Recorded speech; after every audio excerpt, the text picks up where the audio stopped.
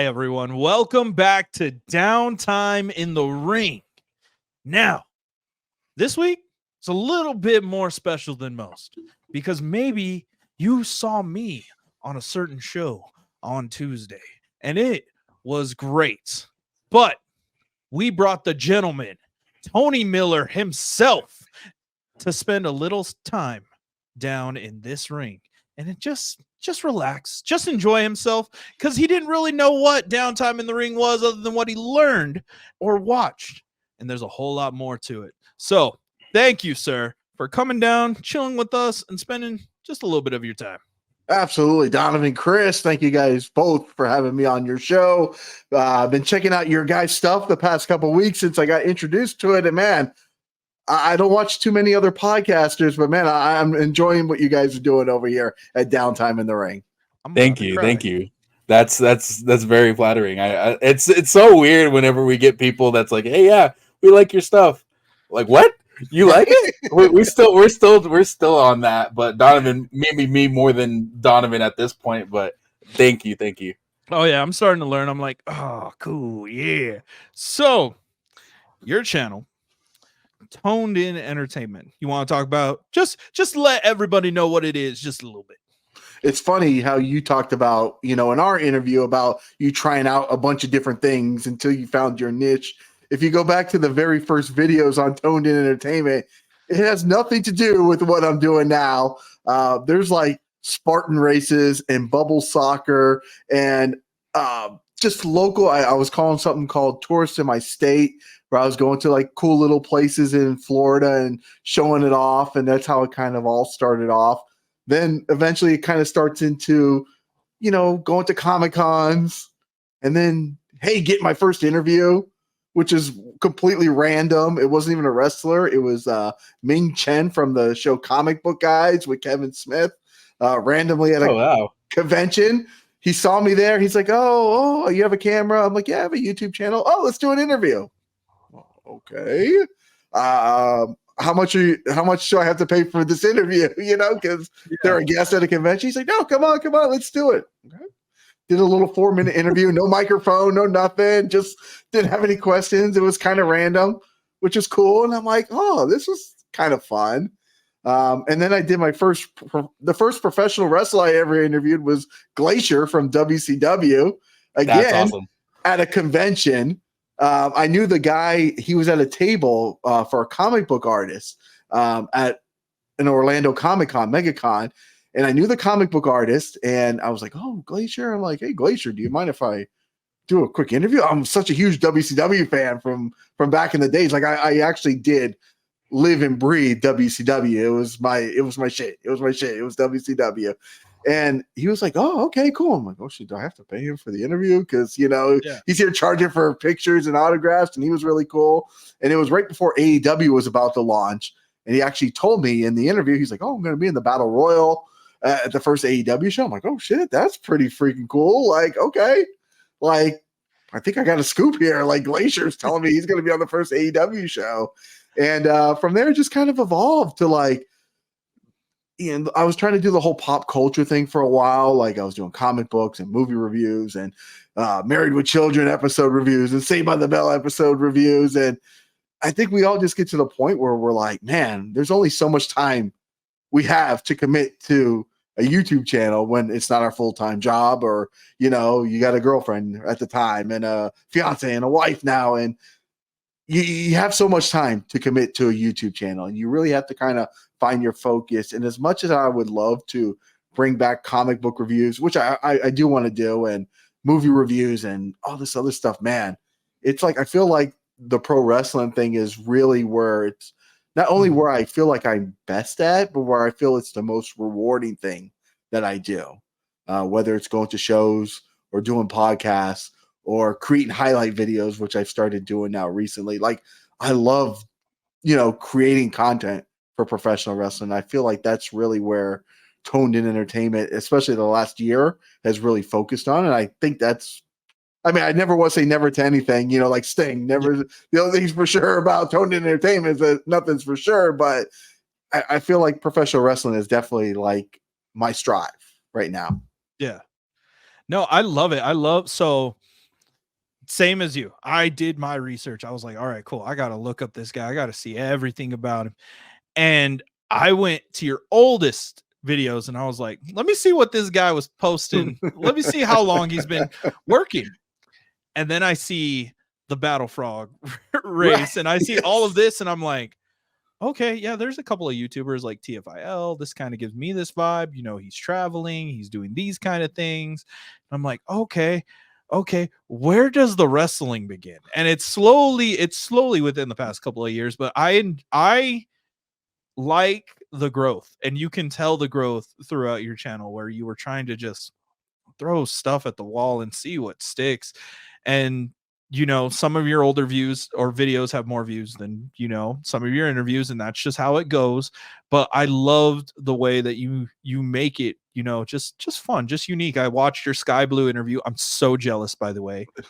I think that's her only in-person interview, if I've done my research correctly, or if I can remember. She's done some podcasts. Yeah. But I believe I'm the only in-person interview. Now I'm even more jealous. Yeah. That's crazy. Even like whenever I was going through your channel and stuff, you have like the Funko Pop reviews. You did like rankings of like Wu-Tang Clan. You did the music videos. All the music videos. Though those were getting they? by I the figured. music. I'm like, I'm done. Like you put all this, and 10 seconds later, you know, Geffen Records claims your, you know, your video. You're like, I just spent like 4 hours editing this thing and recording and gone. I'm like, it's not so much about the money, because let's face it, there's not a lot of money in those views, but like it's kind of disheartening. You're like, they're just gonna take everything. Seeing all that, and then they're just working on I like, even like with Limp Bizkit, Guns N' Roses. I watched a couple of them, and it's pretty interesting how you come in and like you slowly started doing like the World Championship Wrestling on NES 1990 and stuff like that. Like the old stuff, and as it transitions, you kind of toned it in, no pun intended, but like as far as all those interviews, and it's really crazy to see the amount of growth, and kind of looking back at what Donovan has created to that point of us, it's insane. So definitely your flowers are given. Particularly with the Funko Pop interview, I noticed you had one of a Tupac Shakur, which is the very one that I have. Very nice. So like, was there anything like I don't know if you can speak on it at that time. I understand it's like a different time or place, or was there like a Funko Pop at least like that you were like diehard that you wanted to get that you never did get, or anything like that? No, I got the ones that I want. Actually, okay. The prized possession is back here. It's actually up there. It's Lion-O from the Thundercats, signed by Larry Kenney, the voice actor of Lion-O, who I interviewed at a convention, and he signed it during that interview as well too. Nice. So I think, and I've got Sloth from the Goonies, like one of the original ones. It was like the $100 one, I think, at the time. I know they've gone down and up and kind of crazy in prices, but I've only got Goonies and Thundercats up there. Like that's what I've got up there. That's such a weird combination. No, it's 80s, bro. It's 80s.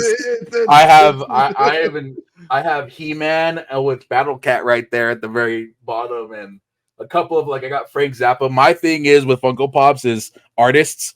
So I have like the Blink 182s, the Run DMC, the Guns N' Roses, the AC/DC right here, and all that stuff. But it's pretty insane.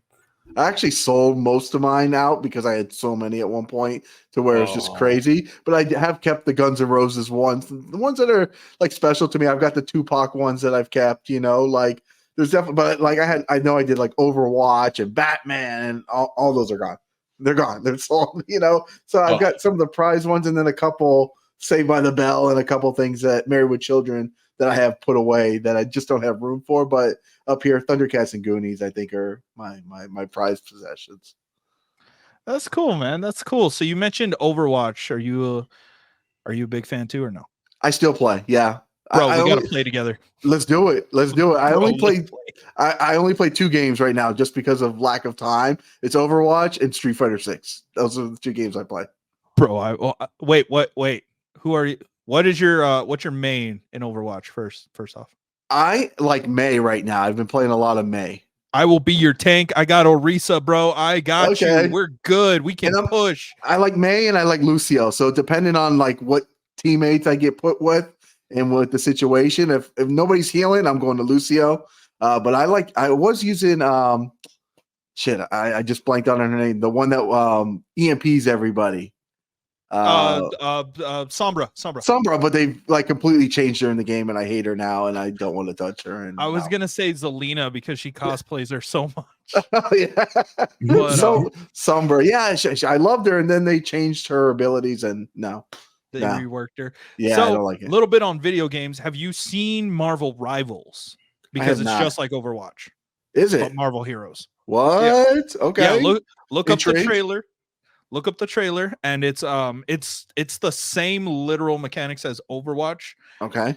And Overwatch and Valorant, but Marvel Heroes. So I'm like, that'd be kind of cool. Intrigued. Okay. If you're into it, man, when it launches, I'm gonna hit you up and be like, bro, let's play. I think that could be fun. So, with all the wrestling stuff that you do, and you have been very impressive in your interviews, what made you stick with that? I know you like you said, you interviewed Glacier, but what made you go, you know what, I just want to keep doing this and not going into like comic books or into anything like that? Yeah, I mean, I have done some comic book artists as well too when I go to conventions, but I feel like I've told this story before. Like when I was brought home from the hospital, I felt like my dad sat me down in front of a TV and we were watching professional wrestling, right? Like from that day, like literally my dad, God rest his soul, was the most hardcore wrestling fan, period, you will ever see. Because he would watch it 7 days a week. He'd watch every show from the NWA to the UWFs to the whatever was on wrestling. There was Texas wrestling during the week when we were growing up on ESPN with the Von Erichs. Monday through Friday, they would tape the shows for the week. He would watch it. WCCW, I believe that's what it's called. I can't remember. I know what you're talking about, though. Right. I can't remember offhand, but it was wrestling from Texas with the Von Erichs and Chris Adams and forever. Was, if he was the WWE Network 24/7, right? He was like the guy that watched everything. So I always tell people from the day I was brought home from the hospital, I was probably watching my first wrestling match. And it's just been something that I watched for such a long time, from again Sting and the NWO and all the DX and all those great moments. And then I fell out of love with it for a while. I didn't watch because you go through a phase in your life where you're grown up, you're going out, you're partying, you're in college, you're doing a bunch of things. You just don't have time for it anymore. And you're working. And honestly, it wasn't that interesting to me for a while. Like I was not interested in the product.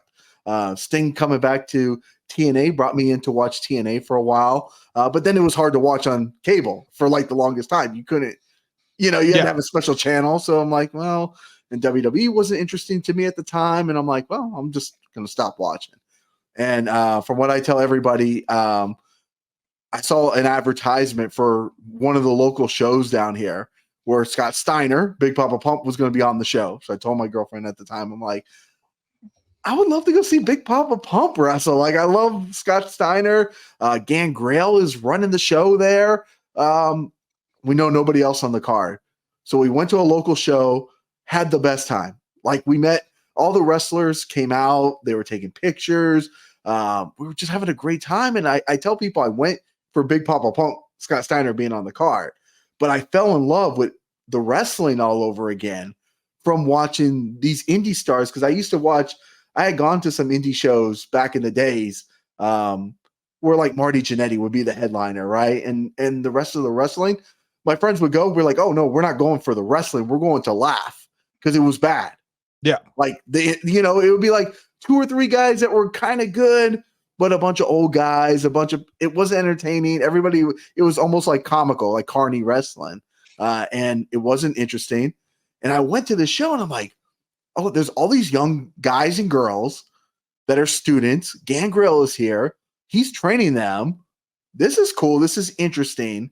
And from there, I actually got to meet Gangrel. You mentioned a name earlier, and it's no secret because I've had him here on the channel. We've talked about it.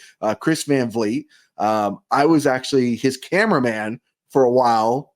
Worked at the same job for like 4 years, and I was his cameraman for a while doing some of his segments. So I was on the road with him when he was, before he really excelled to like where he is now, when he was actually setting up interviews with people and he had to explain who he was at the time. He's like, no, I'm Chris Van Vliet. I have this many subscribers. So I kind of saw his growth, and I had mentioned to him, I was like, man, I would love to kind of do something, but obviously Chris is the fucking man, period, right? He's the guy. And I'm like, I'm not trying to like I'm interested in the indie scene, you know, because he wanted the Big Show. He wanted John Cena. I mean, that Rhino, those were the guys he was going after. I'm like, I'm interested in these guys and girls that are coming up. Nobody's talking to them. He's like, oh, you know, we went to a show. He introduced me to Gangrel. Gangrel's like, come out to the next show, you know, whatever. Did an interview with Gangrel. Went good. He's like, listen, come back to the next show and interview some of the students. I'm like, okay, if Gangrel's inviting you to a show to come out and interview, like you're going to be there, right? Like you're going to go. Mm-hmm. Came out. We did like 3 interviews that night. I don't think the interviews are very good when I look at them now 4 years ago, but it gave them an opportunity to, you know, speak their voice. And I think he appreciated that I came out to interview his students who not many people know other than the locals. So from there, it kind of been like, okay, well, I got these couple interviews. Let me pitch this to a convention and see if I can go. And they're like, oh yeah, come on out. Come do some interviews. Okay. But you have to pay for tickets. We're not comping you. Like, Yeah. sure, whatever. Okay, fine. Get some tickets. Oh, here's your credential. Cool. From that night, I mean, I interviewed Jake the Snake Roberts at this convention, you know, at River City Wrestling Con. Barbie Blank, Kelly. Like, it was crazy. Like, B. Brian Blair. I'm like, holy shit. Like, I'm getting some Alicia Toot I interviewed. I'm like, okay, this is kind of cool. But from there, like, it kind of like, I was like, it's hard to get these veterans, you know, on a consistent basis. So I had to kind of find something that would be consistent. And, you know, I started going to the local shows and looking up more local shows. And from there, man, I fell in love with what was going on the indie scene and starting to see the rise of these guys and girls. And like you mentioned, Sky Blue, I remember seeing her. I'm like, this girl's got like the complete package, right? She's going to be a superstar. Reach out to her. She's like, okay, cool. Let's do an interview. Boom, did an interview. Roxanne Perez, she was coming down. I messaged her and she's like, yeah, I'm going to be at the show. And she came over. She was like super sweet, super nice. And she's like, I've only got like 5 minutes. Because she was actually wrestling Sky Blue at that particular show, which was really cool. And she's like, I've only got like 5 minutes before the match. And I'm like, cool, let's do it. Did the interview. So it was kind of like, then you see the elevation of them to the next level. And you just kind of get really, really excited and almost proud. Like, and I think that's what kind of motivates me is I feel like if you could play like 0.000% in what they're doing to help them get to the next level, I think like that's the biggest reward in everything that you can do. I'm so jealous. That is awesome, my dude. Awesome. You know what? You deserve your flowers. So I will edit extra flowers around you. Excellent. Excellent. That's awesome, my guy. How does it feel? Like, okay, going back, looking at the channel, you got to interview me. Now I get to put you on the spot. How does it go? Like, how does it feel to just stand back, look at your subscriber count, look at your channel, look at who you've interviewed? Do you just look in the mirror and you go, damn, this is awesome? I think every day, you know, it's awesome. I don't look at it as, oh, what I've done is awesome. I think what I'm doing now is awesome. The fact that I continue to do it and people are legitimately like, hey, we have a show, come out.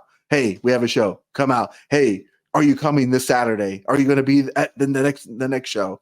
Like the fact that people want you to be at these shows or people want to be on your podcast is pretty sweet. It's pretty awesome, I gotta say. And I think that's the rewarding part is that you get to tell people stories. Like in my shoot job, you know, I'm a cameraman, right? Like, but I don't get to choose the type of stories that I want to tell.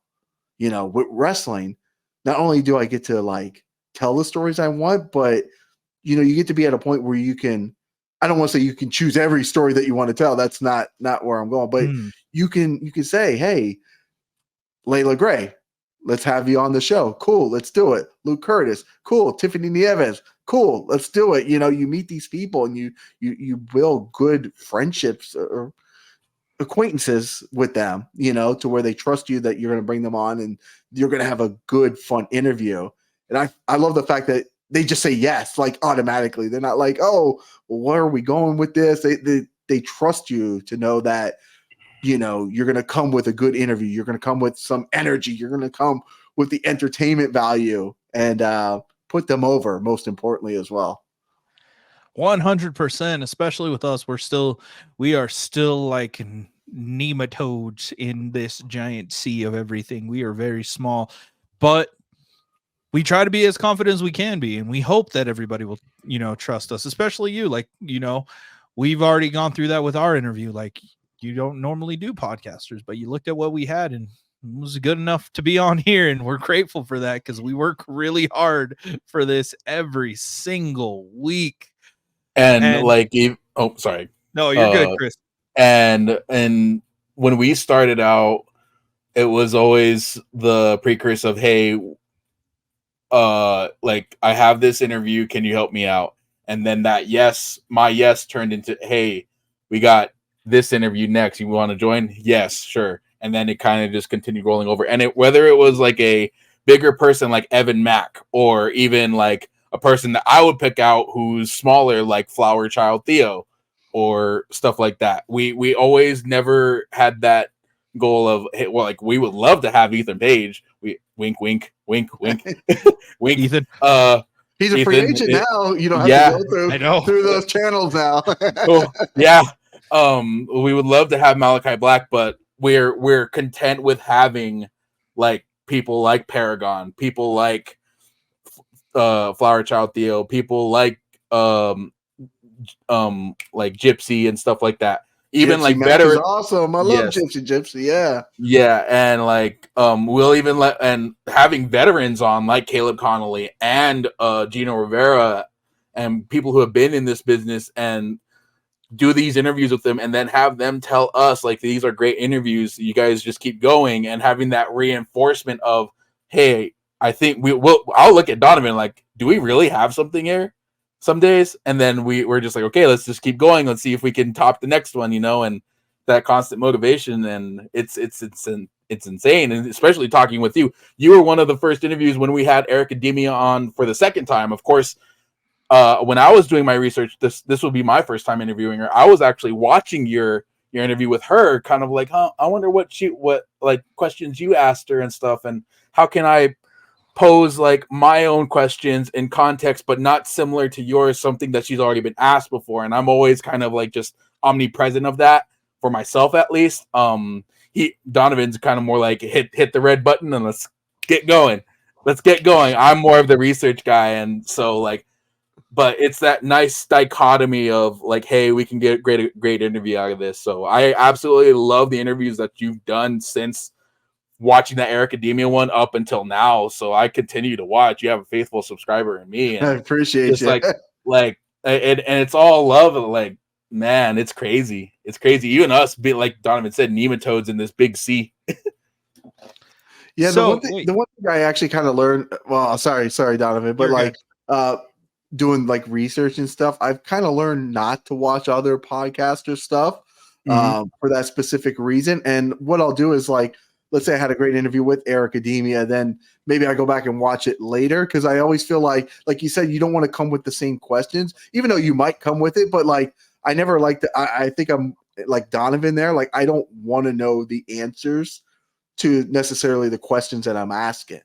So like, I don't want to watch somebody's podcast for 45 minutes and be like, well, I know she is this and she's doing that. Like, it kind of takes the improv or the fun out of it if you know the answer to the question already. Yeah. Did you say Gypsy Mac is cool? Yeah, I love Gypsy. Gypsy's awesome. That's so weird, Chris. I train at her cool. That's so weird, bro. Gypsy was one of the first, I guess you could say, podcast interviews I did. I didn't even have a laptop at the time. It was during the pandemic. And I literally, I was so bootleg. I recorded my face with a video camera. Yeah. And I recorded hers on my phone on Facebook Messenger. And I recorded the audio with a microphone down to both. So it could and then I had to sync them up together because I had no other way. Some of those other ones are what I had to do to make interviews happen before I bought the new computer. Yes. That's cool. I've had a podcast interview with her and an in-person interview with her. I love that. That's so cool. Small world, big, it really is. So going forward with your channel, I know that you're super busy and you try to have plans, but you're kind of like us. You never know where this is going to go. Where do you see your channel? Where do you see yourself? Where do you see Toned In Entertainment? And I think we need to get the elephant out of the room. What is Toned In Entertainment? Man, if I could do Toned In Entertainment as a job, right? That would be the goal. I mean, that's the ultimate goal where you have the advertisers. I mean, because YouTube money is not, people think, oh, you're monetized on YouTube. It's dollars, right? It's not a lot of money. You need the advertisers, you need the sponsors, you need all that stuff. I mean, that would be the goal, right? To just be able to do this and then mix in any other type of projects in addition to it. I mean, that would be the goal, is to be able to go to shows, interview wrestlers, to bring people on the podcast, and do more than wrestling as well too. I mean, like I said, if I could do it full time, time is the only thing that's really holding me back from doing more types of projects, but if you could do it full time, you had the sponsors and the numbers, that would be the goal. I can't argue. Like I told you, my biggest dreams are the Creatures and Rooster Teeth and everything that they got to accomplish for as long as they did, and be able to make this something to where we can just do this and it'd be fine, or we come up with more projects. And if I was given the opportunity for us to do more projects, I don't even want you guys to know the amount of cool things that we could have done. But yeah, what is Toned In Entertainment? Where did you come up with that? What is that? It was just a play off of my name, Tony and Tone. At first, again, if you look at some of the old videos, I was doing an old boob tube TV, and it was kind of the color bars and stuff like that. So I was kind of going for a retro feel at the beginning, and instead of tune in, you were toned in, it was toned in, tuned in. So it's just a kind of play on words. And then obviously the entertainment leaves it open. It's not a pro wrestling podcast. It's not in the name. Toned In Entertainment can always expand or, focus on something, but it doesn't have to be one particular subject. I like it. I like the fact you need to get yourself. You need to start looking into a team, brother. You are almost there. You're almost there. It's funny because in our interview we talked about how you spend so much time doing stuff. Obviously, it's I've got the laptop, I've got everything. I'm editing the shorts. Everything that you see on Toned In Entertainment is right here, right? Other than, I will give my wife credit. If you watch the interviews, the in-person interviews, there's always two cameras. There's a main camera and a GoPro, and then there's a behind the scenes camera where you see all the kind of action and stuff like that. She's the one that runs the behind the scenes camera, and she makes things happen at the interview. She's setting up, hustling and bustling and rounding people up and doing stuff, and she does the setup. She's got everything ready to go. And anytime I think I have a bad idea, I run it by her. And if it's a bad idea, she'll tell me it's a bad idea, And if it's a good idea, she'll be like, yeah, let's go for it. And then there's sometimes I don't tell her what's going on because I want to do it anyway. So I'm going to go for it. I like that. Shout out. Give her flowers too. Let's give her just a round of applause. 100%. Most definitely deserved. So you know, going into all of this, like, did you imagine you would be this far? Did you No. imagine that you would get to do these things? Like, No, you know, no, not at all.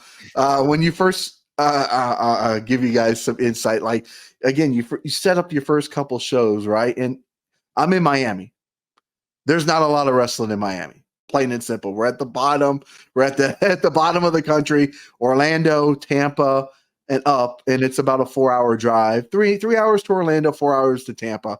It's kind of like the hot spot. Thank God we have CCW down here, Coastal Championship Wrestling, by far one of the best independent wrestling companies going today, period.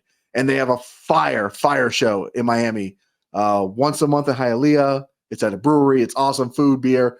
They do like 600 people. It's awesome. And now they're doing a second show. Actually, it's this Saturday in Doral as well, too. Thank God we have that. But it's just like you have to start in order to do, again, when I started, it was right before the pandemic set in. And I kind of wanted to be the guy that did the live interviews. I was actually against podcasting for a while because I'm like, you know, everybody's got a podcast. I'm going to be the guy that goes to the shows and gets the in-person interviews to make myself different. And it's great because you have a different feel to those interviews than you do a podcast interview. But at the same time, I wish I hadn't been stubborn for so long because podcasting allows me to talk to you guys like you out in New Mexico. It allows me to talk to people in North Carolina and Jared Diaz in New York next week on the show, and California and Seattle. And I wish I would have done that sooner, but I was trying to fit my mold as like, this is going to be me. But you can only do so much locally if you want to expand and break out. And thankfully, I did that. But the live interviews is definitely like, it's still, I think, my meat and potatoes to what TONED Entertainment is. It kind of helps separate me from what everybody else might be doing just because it's hard. It's difficult, like going to shows, setting up interviews, getting promoters and owners to let you come in, first of all, might be tough. I've been told no several times by people here, like, no, we're good. And I'm like, oh, I work. No, it's cool. Okay, cool. You know, but these other people you reach out to, oh, cool. Let's make it happen. Oh, so-and-so said cool. So even this week, we are going to Orlando for a show, The Establishment, 3 hours on Sunday. Up, do the interviews before the show, watch the show, and then come back, you know, get back at like midnight or so on Sunday. And next week, we're going back up to Orlando again for another show, 3 hours for Pro Wrestling Action. So it's kind of like, it's a lot of commitment. It's a lot of time, but you can tell when somebody loves it, somebody enjoys it when they do these type of things. And it's just, it's a blast. And I don't think I'm, you know, deserve anything, but I feel like it shows the work and dedication you put in. No matter if you're dedicated, you'll get the results that you want eventually. And nothing is quick. Nothing's overnight. We've all been working at this for years, right? And it takes a lot. It really does.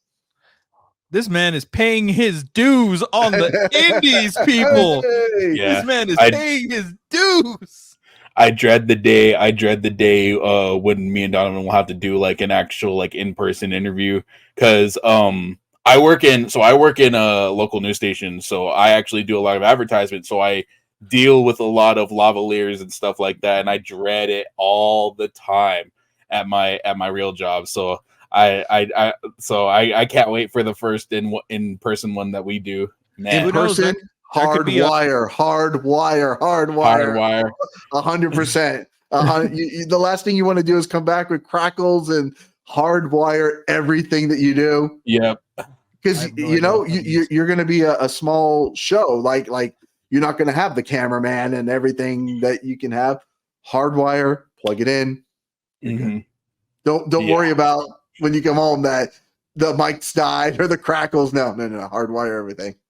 5 seconds before you hit record, 5 seconds, and then start the interview 10 seconds in, and then end it 10 seconds out.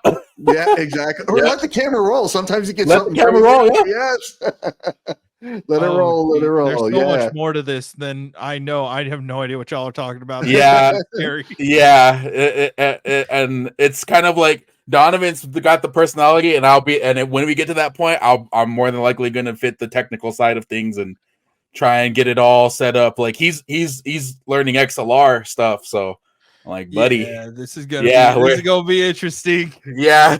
Maybe potentially June 1st, Phase 1 Pro Wrestling out here in Rio Rancho. You guys will want to be there. We will be there. You guys can hug us. I will hug you guys. So I don't offer free hugs though. I love hugging people. I have no problem with that. I'm a friendly dude. I have no problem with that. Or a firm handshake. Unless you're one of the boys, then I'll give you a hug. Right. But so, we're taking all of this in, especially because you actually do those live interviews at these events. Does it still get you scared when you go, or have you already calmed down a little bit? Do you still get nervous even before, doing another interview with somebody you've already done it with before? Like, how does that feel? Okay. Let's go back to the first couple shows, right? I was so nervous and scared at one particular show. It was in Orlando. I reached out to the pro again. I probably had like 10 interviews under my belt. He's like, "Oh yeah, come on out. Cool." Had 3 interviews set up, sitting in the car, nervous, couldn't get out of the car. I'm like, what's going on? I'm like kind of freaking out right now. Like, I don't know here, boom, have a shot. Okay. All right, loosen up a little bit. Okay. Let's go. Went in, and then you don't have the confidence, I think, when you first go in to doing this. You're like, okay, well, everybody, they want to tell you things like, oh, you have to do it in front of my banner. You have to do this. But the banner, the DJ's playing right next to you. You got loud music. It's not going to work. And you're just like, well, I don't want to step on anybody's toes. So you're doing it. You've got music blasting the whole time. You're just nervous, whatever. But I think over time, like, I feel like I walk into the shows like I own this now, like the confidence is there. Like, I went to WrestleCade, boom, I'm walking in there. Okay. I have certain interviews already set up. I have some that are not set up. I'm just going in there and I'm going to make it happen. You go in there with the confidence, and I feel like I've got enough of a catalog now that, like, I can show somebody like Matt Cardona real quick, talk to him, pitch him an idea. Hey, this and this, boom, this is me. You look it up. I've got my interviews in order of most viewed. So of course it shows Sky Blue. It shows Jake the Snake. It shows Kelly. These are, oh, okay. Yeah, let's do it. All right, cool. But yeah, I don't get nerves anymore. Whether it's somebody new or somebody that especially with somebody that I've interviewed 2 or 3 times, it's like literally I could sit there and have an interview pretty much with anybody, I feel, at this point, and not be nervous. I don't need that shot anymore before I walk into the building. I do enjoy a good beer during the show. Don't get me wrong, but no, I feel like after you do so many and the promotion, and even if I don't know the promotion, I actually did Pride of Wrestling for the first time. They're up in Tampa about a month ago, but I know a bunch of the guys on the show. They actually invited me there. I was at a NWA taping, and the guys are like, dude, like, you're here at NWA. Oh yeah, you got to come up to our show. And I'm like, I will, when I can make time for 4 hours up, 4 hours back. And, and we did it. And literally they're like, okay, what do you want to do? Where are you going to set up? I'm like, listen, this is where I'm going to be at. It's quiet. I can set up. I don't have the fans around me. I don't have music blasting. This is my area. This is what I need to make good interviews happen. And it works. It's just, I think after you do so many, like with anything at your job, at a TV station, you know what you're doing, like after so long, it becomes second nature. So for me, no. Again, we talked about the live podcasts in our interview, Donovan, and it's like the first one, yeah, I was super nervous, and it's like the technical, more about technical issues happening than the actual conversation part or how it was going to go. But like once you do like 1 or 2, you're like, it's cake, it's good, it's easy. We are not worthy of this information. Come on now. We are not worthy. Come on now. Oh man. So I think that's a good way to, get out of wrestling. And you threw me on the spot, so I'm gonna throw you on the spot. What do you like to do other than wrestling? What are your hobbies? Yeah, we mentioned Street Fighter and Overwatch. So I play those are the 2 games of choice, but like my wife is super into art. So we go to, when we're not doing wrestling, those are our kind of things. Like, so we do a lot of like local artists, just like we do independent wrestling. We do a lot of local art galleries and art shows and pop-up shows, and we create art in our free time, which is pretty fun. And we're nature people too. So anytime we're out and about, we're actually going on vacation for our wedding anniversary in a couple weeks, and we do like naturecations. You know, we like to go hiking. We like to get away from like all the craziness of what we do on a regular basis, and just kind of like detox, but through nature. You know, so those are definitely some of the, I guess, the things that, you know, outside of wrestling, which again, what you see on Tone Entertainment consumes a lot of time along with work and life and everything else like that. Those are probably like and comic books. I do enjoy reading some comic books from time to time, but I have a stack that are just piling up that since WrestleMania and covering all those shows up in Philadelphia. And I think I did 29 interviews in 4 days or something like that. It's like the editing, you know, the multiple cameras, and it hasn't stopped since we come back. So it's just been, I've had no time for anything else, especially on the channel, than getting everybody's interviews up, which we do have up. So I know you're going to say this again. You're going to say, oh, stop, but we're not worthy. You're not worthy. Come on, Wayne's World. Let's go. Well, I'm just saying, man, like all of this, you know, thank you so much for coming on our show. I know that we're minuscule compared to you. Oh, man. please But I love getting all of this knowledge, especially from, you know, people like you who are doing amazing things for their channel. Or even when I get to sit down with somebody like Josh Gary and learn more about wrestling and social media, and how in this wrestling niche we still need to promote ourselves using all of these free tools. It's amazing, and I can't thank you enough, honestly, man. It's the one thing I wish I was better at, was promoting myself. I think that's probably the weakest aspect, is my marketing knowledge. And you know, it's like a post on Instagram, post on Facebook, post on, you know, YouTube. But I wish that was something I was stronger in. I guess if I had something I could improve on, that would definitely be it. What did I tell you, brother? Just send me your shit. I will put it out. I'll send it to him. We'll put it out on 10 different channels. That's the good thing. That's what we're good at. Yeah. I never thought, like, one day, like, we were in Albuquerque. I was in Albuquerque early. We were for the Breaking GCW event. And I came up with the idea of, hey, the night before, hey, you have these business cards that you want to hand out during the show.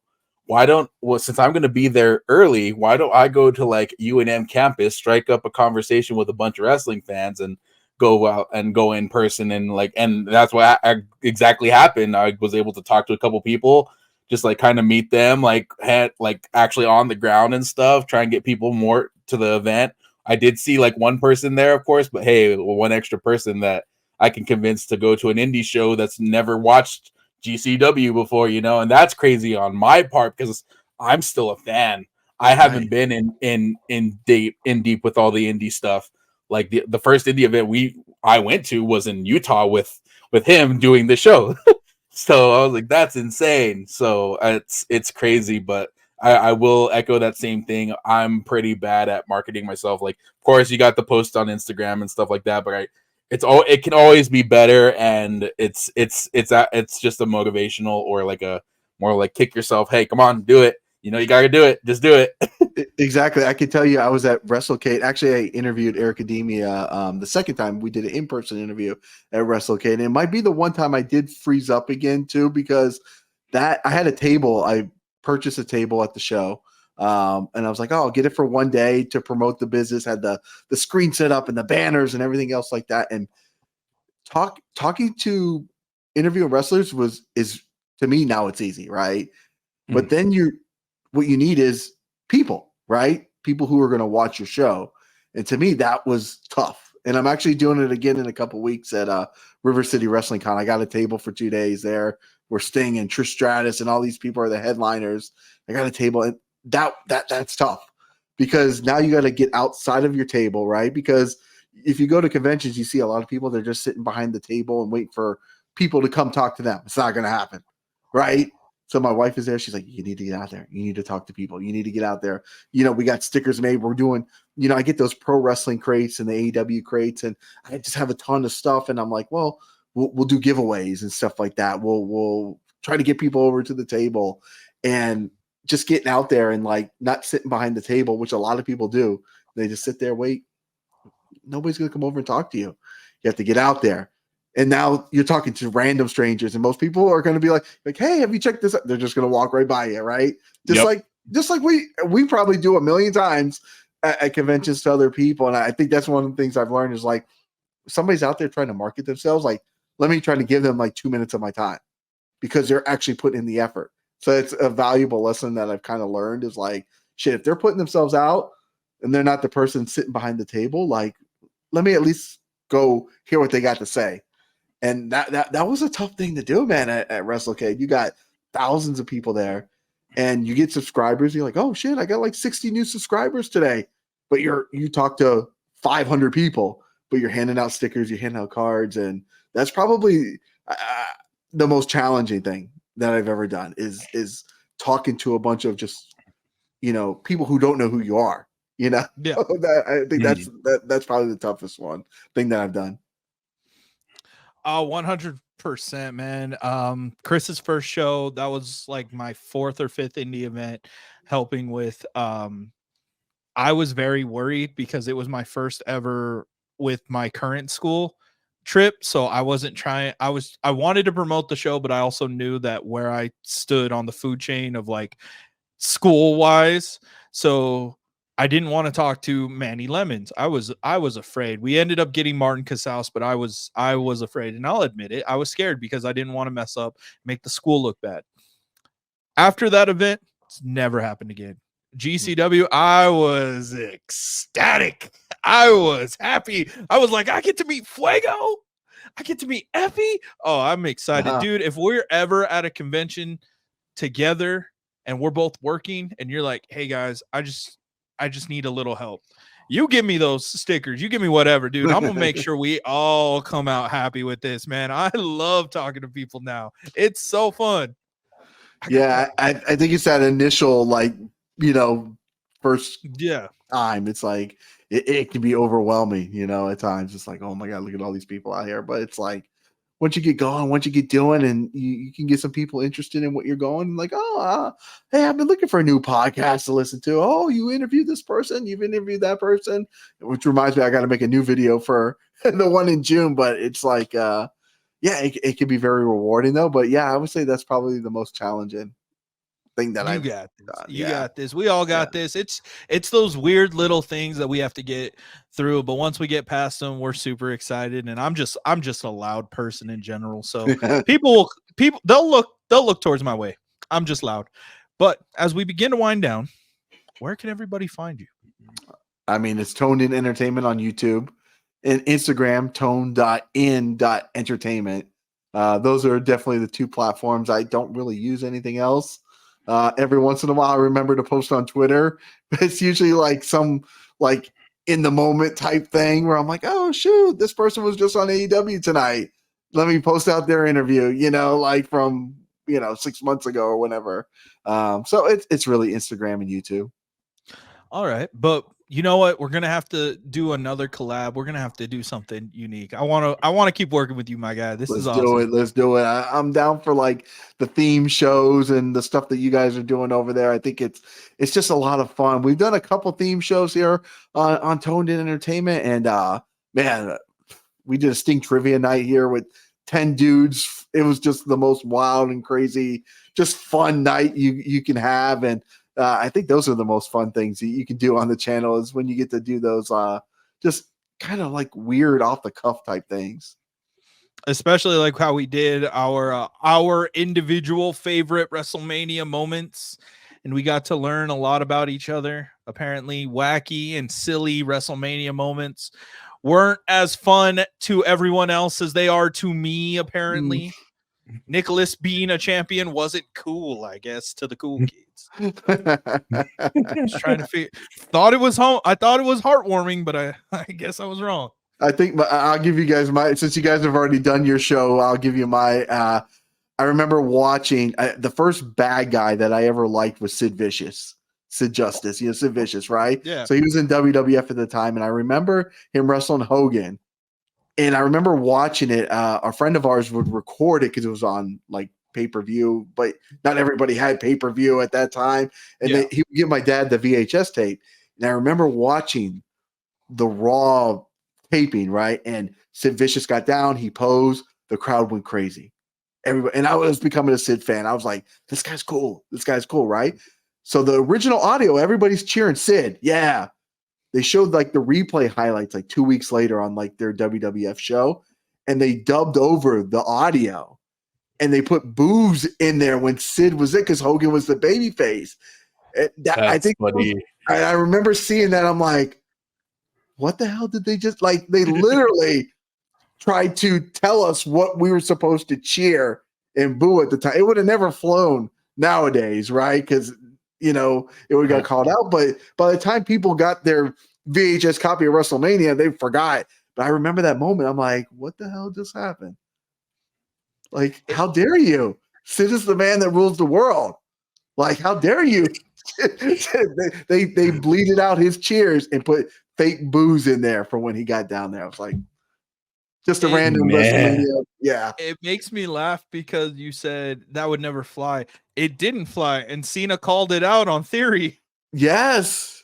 In their promo battle that they're piping in cheers for Theory. Yeah, Goldberg chants and all that. No, you're not gonna get that. No, stop it. Yeah.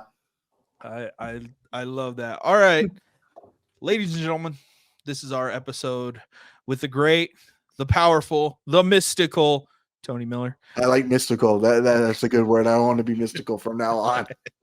The mystical Tony Miller. Yes, hopefully he'll make a shirt of that yes. for himself. You guys can catch us every week on Thursdays. You guys can also catch this interview because you just watched it Saturdays, 12 p.m. Mountain Time, and every Saturday until we get tired of doing this. And I don't think we'll ever get tired of doing this. And you can also catch us in the next video.